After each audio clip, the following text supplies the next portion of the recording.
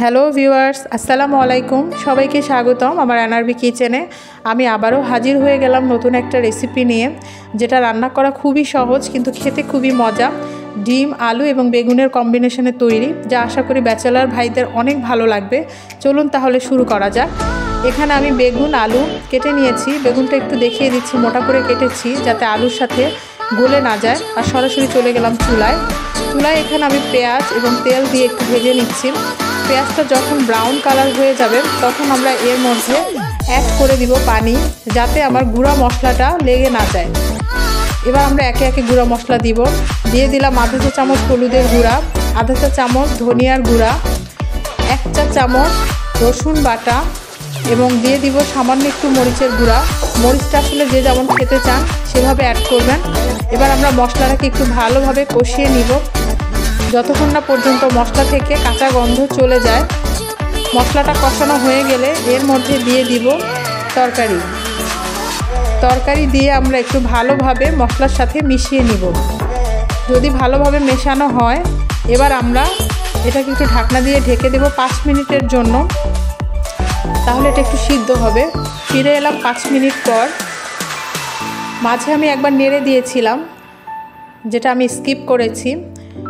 এবার দেখেন আমার তরকারিটা কষানো হয়ে গেছে। এর মধ্যে দিয়ে দিচ্ছি পানিটা হচ্ছে আপনাদের পরিমাণ মতো দিবেন। আমি একটু ঝোল বেশি রাখবো, তাই একটু পানিটা পরিমাণে বেশি দিয়েছি। আপনারা কম খাইতে চাইলে কম দিবেন। এবার আমি অন্যদিকে চলে যাচ্ছি ডিমের প্রসেসটা করতে। এখানে 2টো ডিম নিয়েছি। ডিমের মধ্যে আমি কোনো এক্সট্রা মশলা বা লবণ কিছুই অ্যাড করব না, কারণ এটা যেহেতু সরাসরি আমি তরকারিতে দিব। আর চুলায় বসিয়ে দিচ্ছি একটা প্যানে একটু তেল দিয়ে তেলটা গরম হওয়া পর্যন্ত আমরা অপেক্ষা করব। ততক্ষণে আমি তরকারিতে 4-5টা কাঁচামরিচ দিয়ে আসি। ব্যাস, এবার তেলটা গরম হয়ে গেলে এর মধ্যে আমরা ডিমটা ছেড়ে দিব।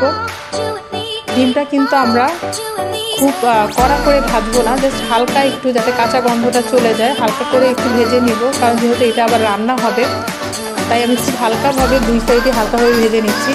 আপনারা চাইলে, আমি যেহেতু 2টা ডিম নিয়েছি, আপনারা চাইলে আরও বেশি ডিম দিয়েও রান্না করতে পারেন। এবার আমরা ডিমটাকে একটু স্লাইস করে নিচ্ছি। আপনারা আপনাদের মন মতো করে একটু কেটে নেবেন। আমি জাস্ট 4 পিস করে নিয়েছি। সমানভাবে 4 পিস করে এবার আমি এটা তরকারির মধ্যে দিয়ে দিব। একে একে ডিমটা দেওয়ার পর আমরা ঢাকবো না, কারণ এমনিতেই সব বেগুন সিদ্ধ হয়ে যায়। বেশি ঢাকলে আবার বেগুনটা গলে যাবে। এবার আমরা এটা 5 মিনিটের জন্য রান্না করে শেষে এর মধ্যে অ্যাড করব জিরার গুঁড়া। এটা ভাজা জিরার গুঁড়া, আগে আমি ভেজে রেখেছিলাম। জিরার গুঁড়াটা দিলে ফ্লেভারটা অনেক সুন্দর হয়, তরকারিটা খেতেও অনেক মজা হয়। শেষ পর্যায়ে দেখেন আমার তরকারি হয়ে গেছে। আমি চুলাটা অফ করে দিয়েছি। বাসায় সবাই ট্রাই করবেন।